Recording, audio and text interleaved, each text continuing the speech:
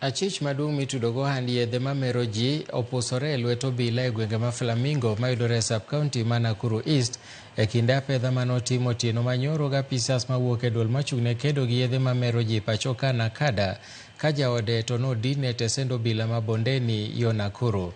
Apedha noero manotim chakre saa 4 nyaka saa 7 mar otieno e sub-county ma Nakuru East kod Nakuru West kod apisas mag obila mawuok e bad migao mochung'ne kedo gi kuo ma jamni ma Gilgil gi ageta mar kedo gi yedhe ma mero ji e pacho ka. Nakada nyaka sani dhi nyime kod kedo gi yedhe go gi yore mopogore opogore kamoting'o ng'awo higa ma opuodhi minyalo madhgo kong'o. Managed to confiscate some assorted rolls of bang and some cookies believed to be made from the substance of bang and the flour, which are to be tested from the government chemists to establish whether they're actually laced with those narcotic drugs, so that the prosecution or the issue of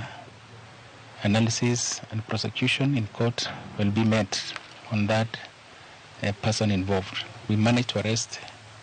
the lady or the wife of a known notorious trafficker, and